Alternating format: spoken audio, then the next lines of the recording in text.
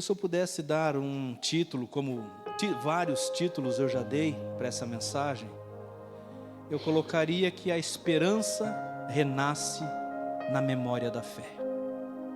Note bem isso. A esperança sempre renasce quando você puxa alguma coisa na memória, alguma coisa onde você tem fé. Amém? Nós vivemos, sim, em tempos muito difíceis, muito mesmo, igual Jeremias estava passando. Quando Jeremias escreve esse livro de Lamentações, se você vai lá e você lê, você vê que realmente ele só se lamenta. É lamentação mesmo, é do começo ao fim, não tem uma profecia ali, sabe? É só um choro, parece uma lamentação, parece que ele está colocando tudo para fora, que é aquilo que a gente faz uma vez ou outra na vida, quando a gente está cheio, é necessário a gente expor isso. Jeremias, ele faz isso, né? O profeta, ele lamenta o sofrimento que estava passando ele e aquele povo. E quando chega então aqui no capítulo 3, no versículo 21, parece que de tanta lamentação, de tanto choro, de tanta coisa ruim que ele estava vendo, parece que de repente ele cai em si e ele se lembra de algo. Ele se lembra de algo. E eu quero então, eu vou estar lendo aqui, se você puder acompanhar. Se puder colocar ali, tá? Faz o favor lá para mim. Nós vamos ver o que Jeremias estava passando e o povo estava passando. É Lamentações, capítulo 3. Você vai ver que às vezes aquilo que o profeta estava passando não significa que nós estejamos passando igual, a mesma coisa. Mas em tempos difíceis nós fazemos do mesmo jeito. Nós lamentamos, nós se queixamos uns para os outros, né? E isso eu quero dizer para você que não é proibido a gente fazer, mas é necessário a gente também concluir. Às vezes a gente se lamenta, às vezes a gente chora, às vezes a gente faz coisas, mas também deveríamos de agir como o profeta agiu depois no versículo 21. Olha só, ele diz ali, pode colocar lá para mim? Eu sou o homem que testemunhou a aflição trazida pela vara corretiva da ira de Deus. Notem bem isso. Quando nós somos de Deus, nós nunca vamos atribuir as situações que acontecem na nossa vida ao diabo. Amém? Se nós somos de Deus, quem opera na nossa vida diante da correção, até mesmo pela vara, é Deus. As ferramentas podem até ser o inimigo, porque quando Deus quer usar um inimigo para nos corrigir, Ele pode fazer. Só que isso não vem do próprio inimigo em si, e sim Deus agindo na nossa vida. Amém? Então olha ali, o Eterno, ele dizendo no versículo 2, o Eterno me guiou e me fez passar pelas trevas e não pela luz. Uma paradinha aqui. A última pregação da irmã Rita, ela pregou sobre o Salmo 23, onde diz, né, que o Senhor é o nosso pastor, e tem lá um dos versículos, eu não me lembro qual, que diz que Ele nos conduzirá pelo vale da sombra e da morte. Amém? Passamos pelo vale da sombra da morte, mas não sozinhos, somos conduzidos. Deus está nos conduzindo. E aqui, alguns anos antes, o profeta Jeremias diz, olha, Ele me guiou, o Eterno me guiou e me fez passar pelas trevas e não pela luz. Ele pessoalmente, olha, Deus, viu, me atacou de uma hora para outra, esbofeteou-me vez após vez durante todo o dia. O profeta está reconhecendo que é Deus que está trabalhando não só nele, porque se você for ler os capítulos anteriores, você vai ver que ele está se queixando por tudo aquilo que a nação está passando. E como ele está incluindo na nação, né, ele está dizendo ali que é ele, mas na verdade todos estavam passando por isso. Dizendo que Deus estava esbofeteando eles durante todos os dias. Versículo 4: fez envelhecer o meu corpo e a minha pele, esmagou os meus ossos, sitiou-me, envolvendo-me em grande amargura e lamento, fez-me habitar na escuridão com os que há muitos desfaleceram e morreram, cercou-me de muros e não consigo escapar, atou-me a pesadas correntes. Mesmo quando chamo ou grito por socorro, ele rejeita minha oração. Fechou os meus caminhos com rochas lavradas, fez tortuosa as minhas veredas. Olha só nesse versículo 8 aqui algo que me chamou a atenção. Quando diz ali, ele rejeita a minha oração. Existe uma canção, eu não sei se eu já falei aqui para a igreja, mas esse tempo atrás até veio um irmão muito empolgado assim, né? Ele tudo certinho com aquilo que ele queria fazer, a gente entendeu a intenção dele, né? Mas justo naquela semana eu tinha aprendido, olha só como é que é essas coisas, justo naquela semana eu tinha aprendido algo sobre as canções. E daí aquele irmão, ele chegou para mim e disse assim: pastor, eu descobri uma canção nova, muito bonita, eu gostaria que você cantasse essa canção. E daí eu já sabia qual era a canção que ele queria. Daí eu disse: tá, meu irmão, só que eu preciso te falar uma coisa. Essa canção, ela tem umas frases que ela não fecha bem direito para a gente cantar na igreja. Ela é uma canção bonita, é uma canção que já muitas pessoas voltaram para Jesus por causa dessa canção e tudo. Só que, biblicamente, as primeiras frases estão erradas. Então, para nós cantar isso na igreja, ensinar isso como adoração, nós vamos estar ensinando as pessoas a cantarem errado. Daí ele não entendeu, daí disse: sabe por quê? A canção diz assim, ó: Deus não rejeita a oração. E eu disse: Deus rejeita sim. Deus rejeita a oração. Se a oração não for da maneira, se a oração não for através de Jesus Cristo, Ele rejeita. Não adianta você fazer várias rezas, várias orações, se não for no nome de Jesus, não vai chegar diante do Pai. Pode ser a oração mais bonita que for, Deus rejeita. Olha aqui, o profeta disse, né? Ele rejeita a minha oração. Então quer dizer que Deus rejeita a oração sim. E daí diz que a oração é alimento sim. A oração bem feita, bem falada no nome de Jesus Cristo, como nós temos aprendido, ela é um alimento para nossas almas sim. Ela nos leva a ter intimidade com o Pai, ela nos leva a suplicar ao Pai. Então ela é um alimento para a nossa vida, é um alimento para a nossa alma sim. E daí na segunda parte da canção também dizia assim: nunca vi um justo sem resposta ou ficar no sofrimento. Sem resposta o justo não fica, é verdade. Agora no sofrimento fica. No sofrimento fica. Enquanto não terminar aquilo que Deus quer fazer na vida dele, ele fica no sofrimento. E se ele não entender aquilo que Deus está fazendo, e ele trazer aquilo e glorificar o diabo, dizendo: o diabo está agindo na minha vida, outras coisas assim, ele pode permanecer uma vida toda no sofrimento. Por quê? Porque não entende o agir de Deus. Então, um justo sim permanece no sofrimento. Paulo, você quer alguém mais justo do que Paulo?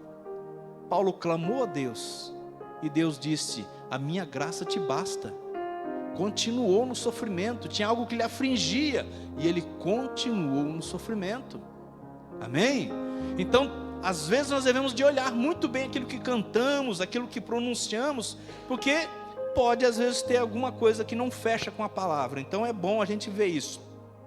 Então no versículo 9 diz: fechou os meus caminhos com rochas lavradas, fez tortuosas as minhas veredas.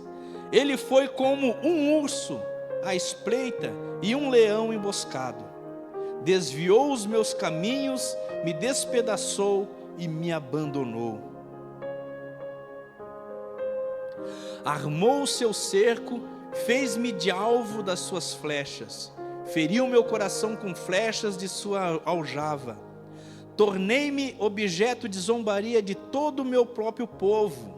Nas suas canções, eles se escarnecem da minha pessoa o tempo todo. Fez-me comer ervas amargas e fartou-me de fel. Arrebentou os meus dentes, enchendo minha boca de areia, e pisoteou-me na cinza. É uma lamentação mesmo, né? Olha que o homem está né, tá colocando assim. Ele diz ali: tirou-me a paz, esqueci-me até o que significa prosperidade. Por esse motivo exclamo: a minha força e alegria se esgotaram, como também tudo quanto esperava de Yahvé o Senhor. Quantas pessoas falam isso? Quantas pessoas dizem: meu Deus, tudo aquilo que eu esperava de Deus, nossa, parece que na minha vida dá tudo errado, minhas forças se esgotaram, eu não sei mais o que é prosperidade, porque está assim, está desse jeito, minha vida está amarga, sabe? É só em outras palavras, mas as pessoas estão desse jeito. Daí ele diz ali ainda: recordo-me da minha aflição e do meu delírio, do meu profundo sofrimento e do meu enorme pesar. Lembro-me bem disso tudo, e a minha alma desfalece dentro de mim. Lembra do quê? De tudo isso que ele falou. E diz: olha, minha alma se desfalece. Mas por quê? Ele estava preso no momento, naquilo que ele estava vivendo naquele momento. E é um alerta muito grande para nós não julgarmos a nossa vida toda pelo momento que a gente está passando. Você sabia? Aquele momento ali não quer dizer que a sua vida toda vai ser daquele jeito. Aquele momento ali é um tratamento de Deus. Porque olha só, para quem estava dizendo aqui no versículo 20: lembro-me bem disso tudo, e a minha alma desfalece, quer dizer, minha alma fica triste, eu fico acabado quando eu lembro disso. Do quê? Daquilo que eu estou vivendo agora. Daí já uma virada acontece na vida dele, que é a virada que acontece na vida de todo crente em Jesus. Ele diz assim: contudo, quero lembrar do que pode me dar esperança. Aleluia! Quer dizer, essas coisas que estão acontecendo aqui, isso que está passando aqui, não está me dando esperança. Eu estou vendo que isso está me derrubando, isso está me matando. Então eu tenho que puxar algo na minha memória que me dá esperança. E aí eu consigo então lembrar das maravilhas, daquilo que Deus já fez. Amém? Nós não precisamos às vezes ficar pensando naquilo que Deus vai fazer.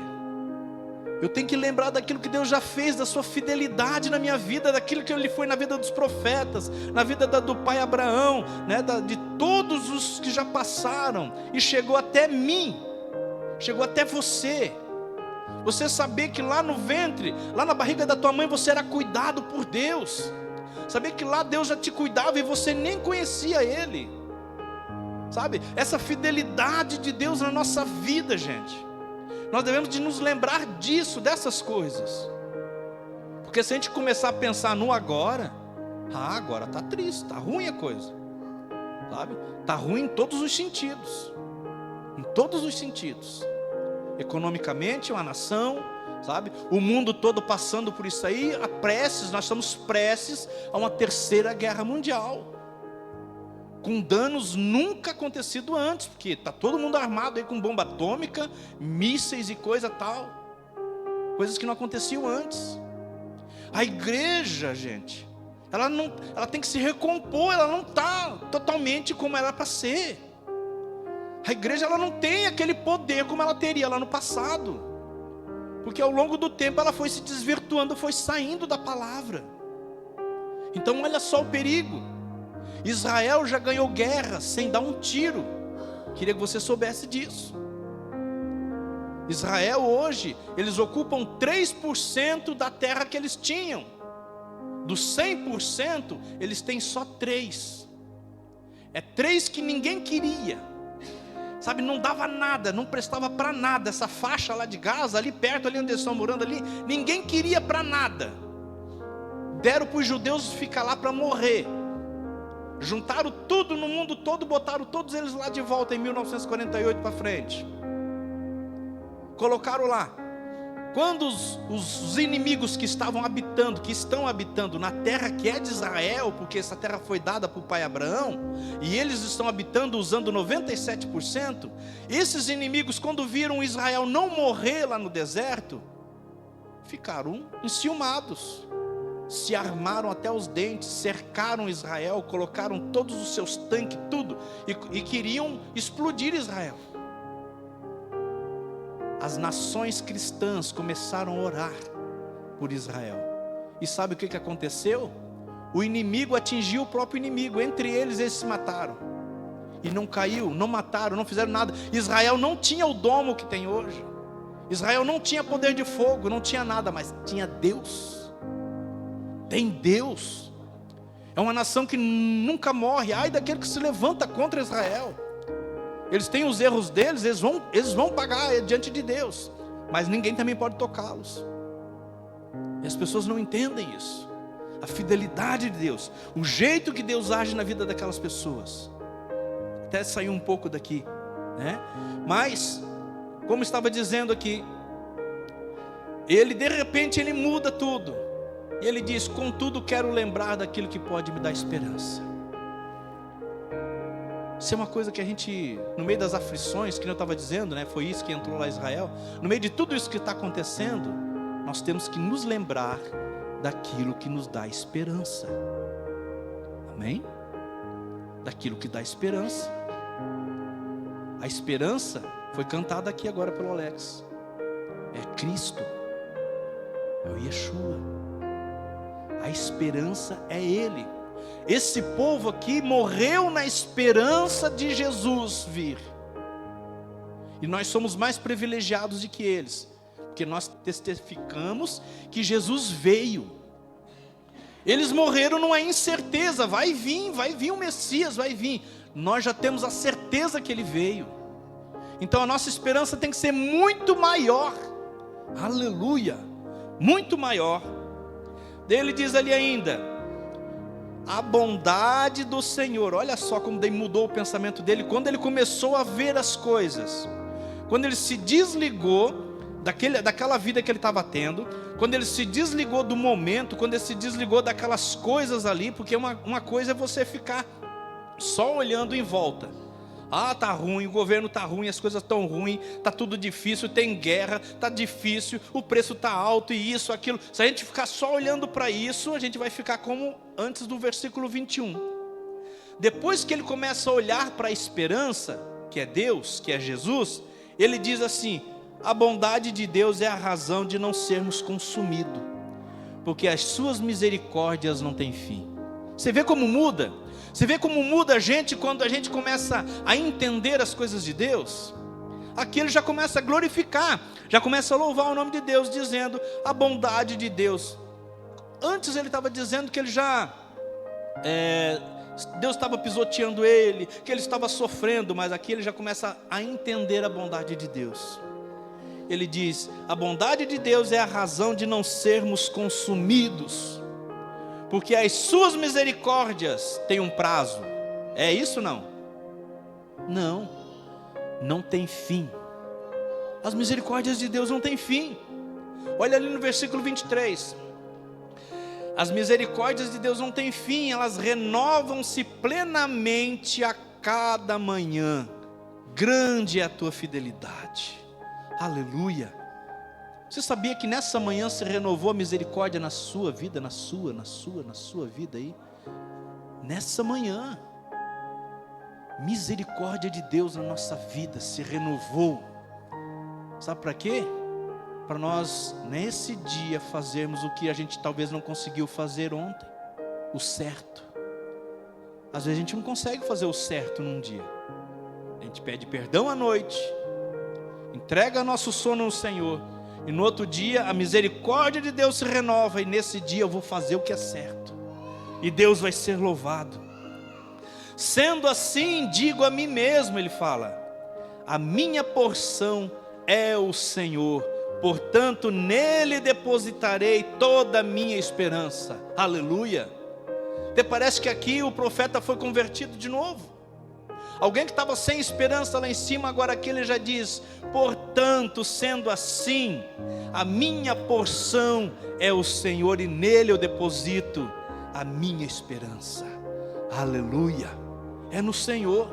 Depositar a esperança em Deus. Versículo 25 diz assim: eis que o Senhor é bom e misericordioso, para com todos aqueles que nele esperam confiantes, para com aqueles que o buscam. Não é para aquele um que fica de qualquer jeito xingando a Deus, dizendo: se Deus existisse não ia ter guerra, se Deus existisse não ia ser daquele jeito, se Deus existisse não ia ser daquela outra maneira ali. Para aquele que espera no Senhor, ali como diz ali: eis que o Senhor é bom e misericordioso para todos aqueles que esperam confiantes nele. As coisas estão acontecendo, tão sim. Somos criticados, gente. Eu assisto assim muitos videozinhos e coisas assim, coisas interessantes, né? Podcast, entrevista, debates, né? Sempre a respeito da fé. E a gente vê assim como é colocado contra a parede Deus. As pessoas chegam e gostam de culpar a Deus. Por que lá na África tem fome? Por que a pessoa morreu assim, deixou a família? Isso, aquilo outro. As pessoas não se lembram de algo. As pessoas não se lembram que com o pecado era o quê? Quando Eva e Adão desobedeceram a Deus, através da desobediência entrou todos os outros pecados, e junto com o pecado entrou a corrupção dos nossos corpos. Junto com o pecado entrou a morte, entrou a enfermidade, entrou as doenças, tudo que a gente vê aí. E isso foi se acumulando, e a gente vê que é como se fosse rendendo juros, porque foi acumulando de tantas e tantas coisas, né? Começou lá com a desobediência. Olha só como é algo, né, interessante. Uma sementinha chamada desobediência resultou em tudo isso que está aqui. Só que Deus tinha avisado antes: não façam, não toquem, não usem, não passem por cima da minha palavra. Deus sempre avisa antes. Mas parece que é assim. Está ali aquela cachopa de marimbondo, de abelha, né, de mamangava. A gente diz: não toca lá, não vai lá mexer. Daí parece que eles vão lá e tocam só para ver o que acontece. Daí quando a abelha morde: por que essa abelha me mordeu? Mas foi avisado. As coisas com Deus funcionam assim. Ele é justo. Amém? As pessoas dizem: vocês têm um Deus de amor, mas esse Deus de amor faz tal coisa. Não, Ele também é justo. O mesmo tanto de amor que Deus tem, Ele também tem de justiça. Essa é a essência dEle. E as pessoas fazem de Deus um Deus para si próprio, um Deus que só ama, que nunca pune, que nunca faz nada. E também tem aqueles que fazem de Deus um Deus injusto. Esse Deus faz isso, faz aquilo outro. Não, Ele está exercendo justiça. Ele está deixando o ser humano tomar as suas próprias decisões, em algo que muitos entendem como livre-arbítrio. Nós entendemos diferente. Livre-arbítrio só quem tinha era Adão e Eva. E você já vai entender o porquê. Quando não existia o pecado, né, eles tinham livre-arbítrio, porque eles puderam escolher. Entendem? Eles puderam escolher pecar ou não pecar. Então eles tinham livre-arbítrio. Depois que eles pecaram e veio a sentença sobre eles, hoje nós temos uma livre gerência. Nós podemos gerenciar a nossa vida enquanto as coisas vão acontecendo da vontade de Deus. Tudo aquilo que foi escrito vai acontecer? Vai, independente de você fazer ou não. Então quer dizer, você não tem escolha. Você pode gerenciar a sua vida enquanto as coisas vão acontecendo. Enquanto as coisas vão acontecendo, as pessoas podem não querer aceitar Jesus, mas eu gerencio a minha vida e eu quero andar com Jesus. Pode acontecer que as pessoas estejam negando Jesus, mas eu não nego. Então quer dizer, eu estou gerenciando a minha vida, porque as coisas estão acontecendo, vai chegar no fim, mas eu tomei conta da minha vida, eu me preocupei com a minha santidade, eu fui andando conforme Deus queria, né? Então eu estou gerenciando a minha vida. Mas eu não tenho mais o livre-arbítrio, porque já pecaram por mim, eu já nasci com o pecado. Quem tinha livre-arbítrio, ele podia escolher pecar ou não pecar. E esses que podiam escolher pecar ou não pecar, pecaram. Então nós podemos sim dirigir a nossa família, cuidar. Você dirige o carro, você compra a roupa que você quer, você faz aquilo que você quiser nessa livre gerência. Mas as coisas, a vontade de Deus, o plano de Deus, ele está se cumprindo.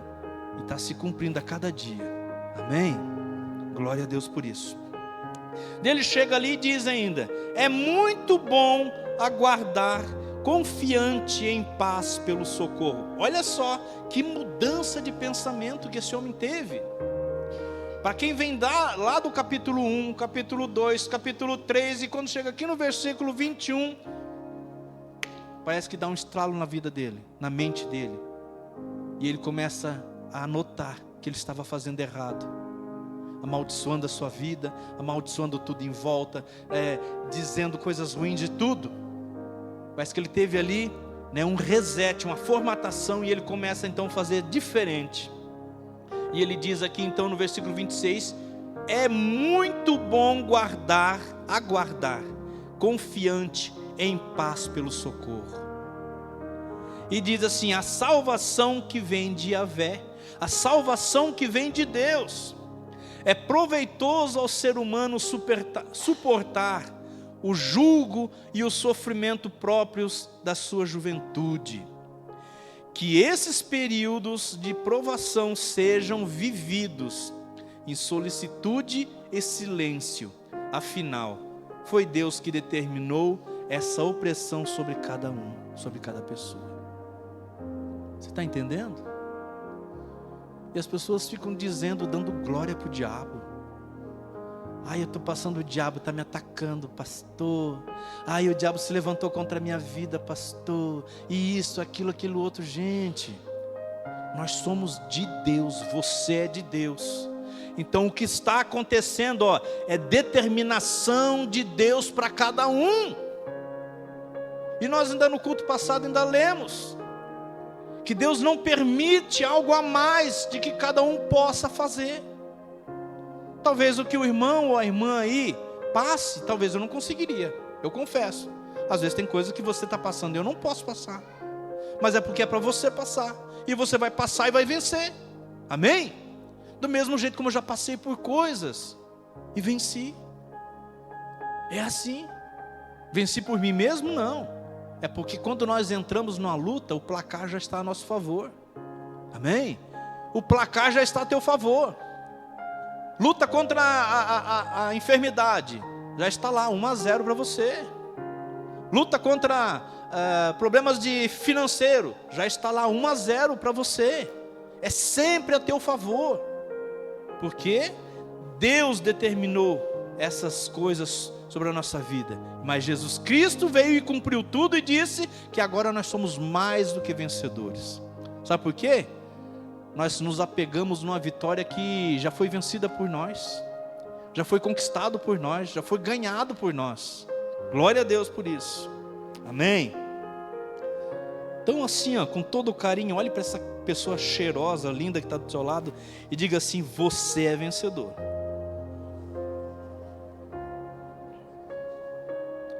Sabe, a gente vê aqui que nem ele está dizendo aqui, o profeta Jeremias,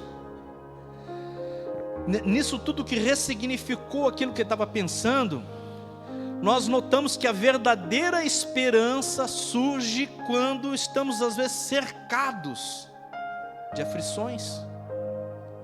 Porque quando está tudo bem na nossa vida, nós não conseguimos, parece que projetar, não conseguimos ver pela fé, porque a gente começa a olhar aquilo que está em volta e está bom.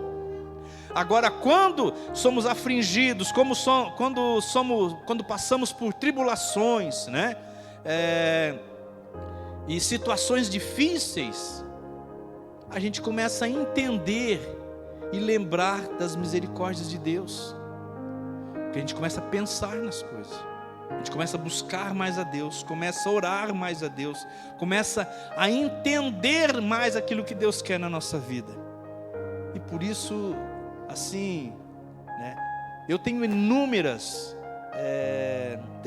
testemunhos de falar isso, mas eu tenho certeza que se for buscar aqui com cada um de você também tem, sabe? De poder se lembrar dos momentos de aflições situações difíceis, você se lembrar, né? Você se lembrar que Deus, Ele agiu. Você às vezes estava lá até sem saber o que ia fazer. E hoje, quando você olha, você analisa o passado, você vê, poxa, de minhas forças mesmo não podia. Foi Deus. Foi Deus que agiu por mim, sabe? Isso é glorificar o nome do Senhor. Amém? A mente, então, né, a nossa memória, ela é um lugar, olha só, de decisão. É um lugar de decisão. Você sabia que o inimigo e todas as hostes, as forças espirituais, essas coisas assim, as hostes da maldade, eles agem, não vou dizer 100%, né, mas uma maior das porcentagens é na nossa cabeça, é na nossa mente, é daqui. Porque o poder que você tem dado pelo Senhor Jesus Cristo, a autoridade que Deus nos dá através de Jesus Cristo na nossa vida, só tem como nós desfazer isso aqui dentro. Quando nós não usamos a nossa mente de maneira correta, de maneira certa, nós não pensamos em coisas boas, começa a minar de dentro para fora. Nós começamos a perder a batalha aqui dentro já. Às vezes já entramos numa luta perdendo aqui dentro. Imagina só, uma pessoa ir para uma batalha, se na cabeça dela está dizendo, eu vou perder, eu vou perder, eu vou apanhar, não vai dar certo, não vai dar certo, só vai perder mesmo, porque na mente dela ela já perdeu. Não, isso não é para mim, isso não vai dar certo, isso não é para mim, isso não vai dar certo, não vai dar. Eu lembro de Naamã. Naamã vem todo empolgado, chegou lá perante Eliseu. Eliseu mandou o quê? Mandou um diácono, né? Na igreja de Eliseu lá tinha os obreiros. Eliseu não foi ver Naamã, mandou o obreiro. E o obreiro disse, o meu mestre falou que é para o senhor ir lá e se banhar 7 vezes lá no rio. Naamã ficou indignado, dizendo, mas que coisa é essa? Eu peço carta para o meu rei, venho passando por tanta coisa, trago um monte de oferta de ouro, de prata para esse cara, e esse cara nem veio me atender. Eu pensava que ele ia vir aqui, ia invocar o Deus dele, ia colocar a mão sobre mim, e a lepra ia sair. Ele diz assim, e ficou indignado. Graças a Deus, e o nome de Deus é louvado, e Naamã ficou na história aqui, porque tinha pessoas que mudaram a mente de Naamã. Começaram a dizer para ele, pai Naamã, se o profeta tivesse pedido algo mais difícil, o senhor não ia fazer? Entende como é que é? Começou a mudar a mente de Naamã. Se ele não tivesse pedido algo mais difícil, o senhor não faria? Daí Naamã de certo pensou, eu faria. Pois então, já que estamos aqui, vamos dar um pulinho ali no rio, né? Vai lá. E Naamã então vamos. E você sabe do final da história. Naamã voltou para casa vitorioso, porque mudou o seu pensamento, porque tinha pessoas que mudaram, porque senão Naamã ia sair dali perdedor. Então toda batalha começa com aquilo que a gente imagina. A renovação da esperança começa com a escolha consciente de lembrar as verdades eternas. Olha isso, renovar a mente. Nós não devemos, né, e também não nos tornamos novas criaturas se nós chegarmos na igreja e continuarmos com as mesmas atitudes que nós tínhamos antes. Por isso que Paulo fala que o nosso culto ao Senhor, ele tem que ser um culto, né, onde existe uma metanoia, onde a gente muda o jeito de pensar, onde a gente aprende, onde a gente coloca em prática aquilo que a gente aprende de Deus. E aqui diz assim que a renovação da esperança começa com a escolha. Quer dizer, eu escolho. Não é algo que Deus vai fazer forçado na minha vida. Eu aceito. Eu trago a memória. Eu escolho fazer isso, né? Lembrar das verdades eternas de Deus. Quais são as verdades eternas de Deus? Ele tem, né? Teve o seu cordeiro preparado antes da fundação do mundo para nos abençoar. Esse cordeiro veio, pagou o preço lá na cruz. Lá na cruz, A palavra de Deus diz que Ele levou toda a nossa enfermidade, todas as nossas, tudo o nosso pecado, o nosso castigo, tudo aquilo que estava lá. Isso aqui são verdades eternas de Deus. Então isso aqui não tem como eu pagar, eu fazer alguma coisa. Eu vou trabalhar para Deus me dar isso. Não, Deus já nos deu isso. Já é nosso, é uma verdade eterna de Deus. E é isso que eu tenho que lembrar nesses momentos. Está difícil na minha vida? Eu preciso lembrar que Deus já fez. Amém? Está difícil na vida, está acontecendo algo? Eu tenho que lembrar das verdades eternas de Deus. Porque já teve vezes que nós passamos por dificuldades, e quando nós íamos nos aconselhar, sabe o que falavam? Vocês têm que ver, os dízimos de vocês estão em dia, vocês estão ofertando, como se a dificuldade na nossa vida fosse por uma falha ou alguma coisa que a gente não estivesse fazendo no dízimo, num algo lá. Não é isso. Você que está aqui, você que está me assistindo, não é isso. Se está acontecendo alguma coisa, não é porque às vezes por uma dificuldade você não conseguiu entregar, né? Levar novamente, você que quer ser dizimista, porque não é obrigado, mas sim é uma forma de ser grato ao Senhor. Se nós somos gratos ao Senhor, nós fazemos. Se nós reconhecemos que é Deus quem tem nos dado, nós fazemos sim. Agora, se você não reconhece que é Deus, então não dê. Porque o dízimo só se dá quem reconhece que é Deus que está fazendo na vida dela, na vida dele. Amém? Então a pessoa que tem isso, que sabe dessas coisas, não cai nessas ladainhas.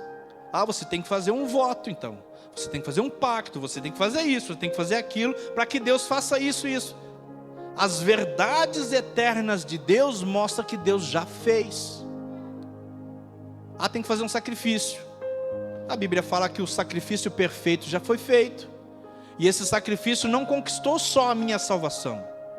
Esse sacrifício ele conquistou para nós também saúde, conquistou prosperidade. Porque tudo castigo, o que era castigo para nós, estava sobre Jesus. Então como é que agora eu estou sendo castigado de novo? Sabe, é uma questão de pensar. É uma questão de raciocinar, de ler a palavra. Se Jesus Cristo já levou o meu castigo, como é que eu estou sendo castigado? Agora não é castigo que eu estou passando, como o profeta ali. Agora eu posso estar passando por um aprimoramento.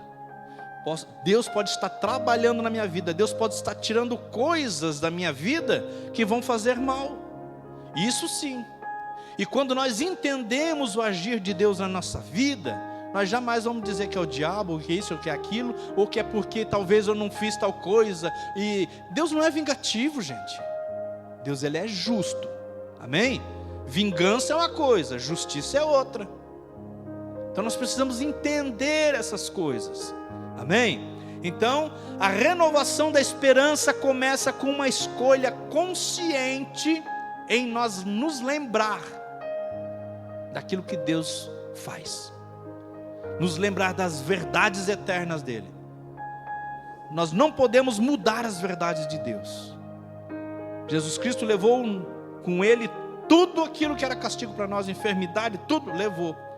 A Bíblia diz que Deus não poupou, antes o entregou por amor de nós. E esse Deus que não poupou o seu próprio filho, como também, olha só isso, gente, como também não nos dará com ele as demais coisas.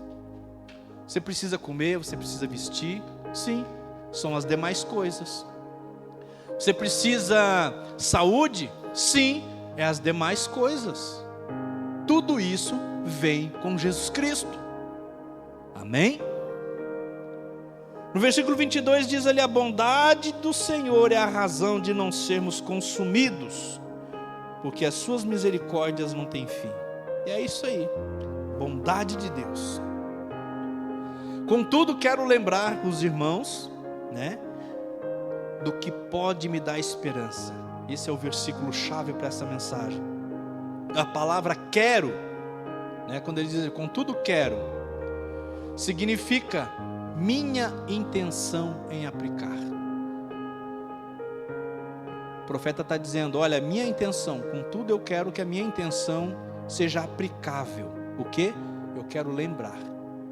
Vou fazer um esforço, mas eu vou lembrar de tudo aquilo que Deus já fez na minha vida, vou começar a glorificá-lo e não vou ficar olhando para aquilo que está aqui no momento. Às vezes no momento você pode estar com diversas coisas acontecendo, mas se eu decido, se eu quero, se a minha intenção é aplicar, eu vou buscar lembranças aonde Deus já operou na minha vida, onde Deus já operou na vida de pessoas. Amém? Sabe por que às vezes a gente ora e eu tenho tanta certeza assim que Deus ouve a gente? Por causa das vezes que a gente já foi atendido. Gente, já aconteceu tanta coisa, os sinais e maravilhas nos acompanham, sabe? Pessoas que já tiveram filhos que não podiam ter, ia ser operados, sabe? Operaram grávido e podia ter acontecido alguma coisa, nasceu a criança, sabe? Já tem até 2. Essa irmã Luciana ali, né? O irmão Aldori, né? Tá lá lutando contra o câncer, Deus está agindo na vida dele, mas os médicos já estão se preparando para fazer algo, diminuir, é porque estão vendo melhoras, e coisas que vão acontecendo, sabe?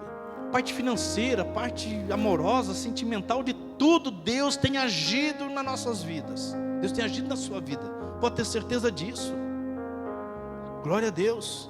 Então, no momento da dificuldade, se você não estiver passando agora, mas um dia você vai passar.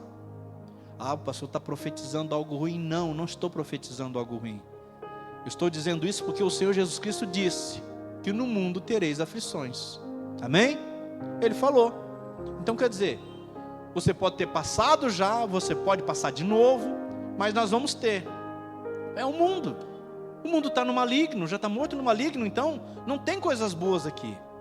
Deus só vai nos sustentar para nós vivermos aqui, mas aqui não é o nosso lugar. Nós temos uma nação chamada céu, nação celestial, a Nova Jerusalém. Amém? Diz aí para a pessoa que está do seu lado aí, muito prazer, eu sou um cidadão celestial.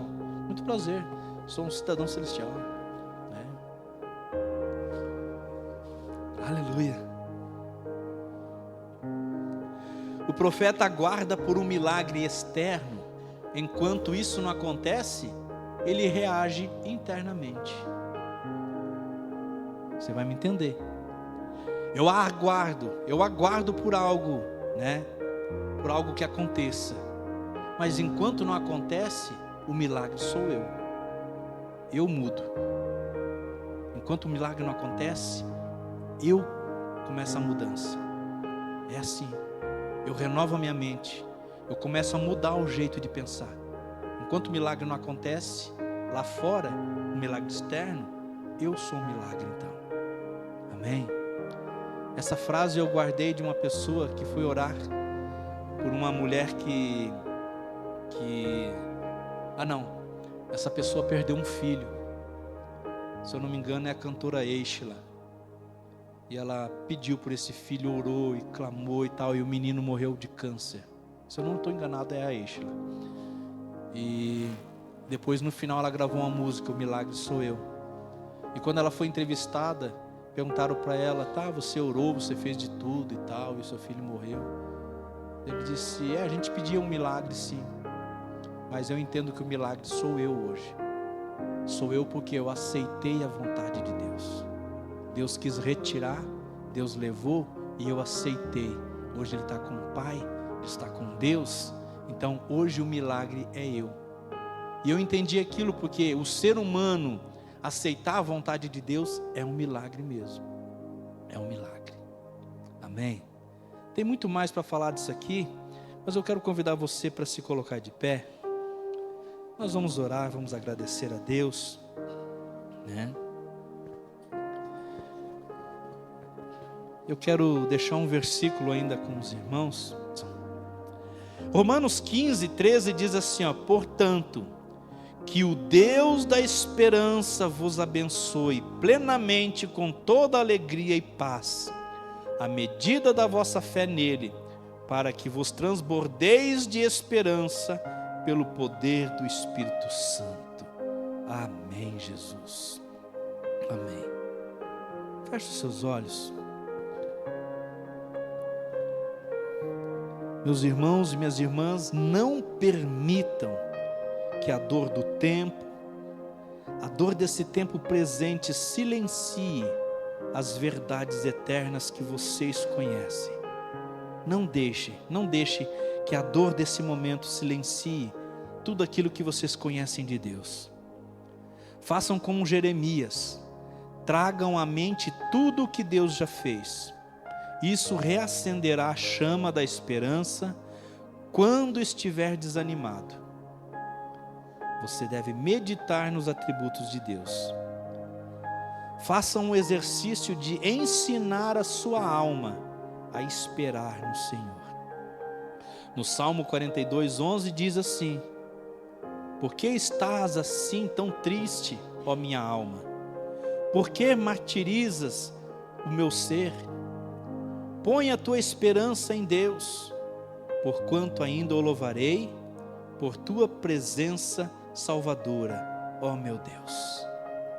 Então é algo que nós devemos de falar para nós mesmos. Devemos de nos reeducar. Do mesmo jeito como a gente reclama, do mesmo jeito como a gente às vezes empenha forças para reclamar, nós também devemos então com muito mais empenhar forças para nos reorganizarmos, para nós reorientarmos a nossa alma, a nossa mente, o nosso procedimento. Existe um versículo que eu não lembro agora, mas diz lá que se tem algo bom de pensar, nós devemos de pensar naquelas coisas. Devemos de pensar nas coisas boas, naquilo que Deus já fez na nossa vida. Pai, a tua palavra foi entregue, Senhor. Foi dita nesse lugar, com toda a referência, toda a reverência, Pai. Nós anunciamos a tua palavra. E com toda a reverência, Pai, as pessoas aqui ouviram, as pessoas que estão em casa ouviram. E o que nós pedimos agora, Senhor, é que o teu Espírito Santo conclua essa grande obra. Nós sabemos, meu Deus, que o lançar das palavras é uma das etapas. Precisa que agora, Senhor, o Espírito Santo ministre no coração, na mente dessas pessoas que ouviram, Pai. Para que entendam, Senhor, para que façam a digestão dessa palavra, para que ela se torne verdadeiramente alimento bom na vida delas. No nome de Jesus, Pai, nós te somos gratos. Somos gratos porque toda a esperança nossa está depositada no Senhor Jesus Cristo. Nesse Senhor que foi preparado antes da fundação do mundo, que veio, que conquistou a nossa liberdade, que nos ungiu, que colocou nossos pés sobre a rocha, ungiu, Senhor, a nossa vida. Esse mesmo Senhor Jesus Cristo, que através dele a nossa oração chega até o teu trono. Nós te agradecemos, meu Pai, por todas as oportunidades e privilégios que o Senhor tem nos dado. Sabemos que não estamos nesse mundo sozinhos. Sabemos, meu Deus, e temos visto, temos aprendido, e temos em nós mesmos testemunhos bons daquilo que o Senhor já fez na nossa vida. Que isso venha, Senhor, à nossa mente, Senhor. Que isso venha a ser trazido à nossa memória. Que isso, meu Deus, venha apagar a dor. Que isso venha apagar a tristeza, as aflições, Pai. Porque aquilo que o Senhor tem feito é muito maior de que qualquer coisa que o Senhor nos permitiu passar, para que nós fôssemos e sejamos lapidados, transformados, mudados, melhorados, para que nós chegamos, meu Pai, e chegássemos até a estaturas de varões perfeitos. A nossa medida, Pai, é o Senhor Jesus Cristo. Sabemos que para nós ainda falta muito, Senhor, mas sabemos que Deus, o Senhor, é quem está concluindo essa obra. E temos a certeza que o Senhor é fiel para concluí-la, para fazê-la, para terminá-la nas nossas vidas. E por isso nós te louvamos, meu Pai.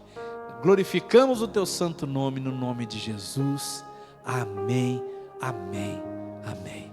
Glória a Deus, glória ao Senhor Jesus.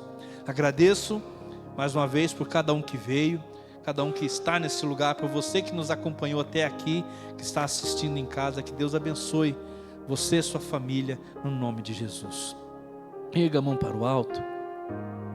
Que o amor de Deus, que a graça do nosso Senhor e as doces consolações do Espírito Santo, que nos trazem à memória aquilo que Deus faz, essas consolações que nos levam a orar, essas doces consolações, meu Deus, que nos fazem meditar, que nos fazem louvar, cantar, adorar ao Senhor durante todos os dias da nossa vida. Que essas doces consolações estejam com todos, e todos dizem amém, Jesus. Amém. Quero passar a palavra para o nosso irmão Adriano, que vai fazer o encerramento.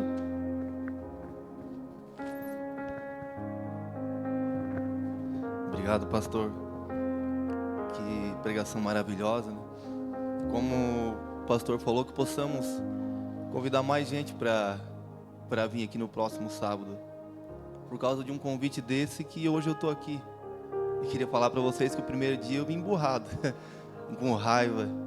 Se não fosse talvez minha sogra e minha esposa, eu não estaria aqui. E hoje não sei viver sem ele. Para ele tem uma importância, Deus tem uma importância imensa para mim. Que a gente possa convidar que mais gente tenha a certeza que Deus nos ama. Que Deus possa abençoar cada um de vocês essa semana, e que possamos ter força e possamos estar aqui, né, no próximo sábado. Como que vamos falar o nosso lema? Começamos com fé, vamos com fé e prosseguimos em gratidão. Amém.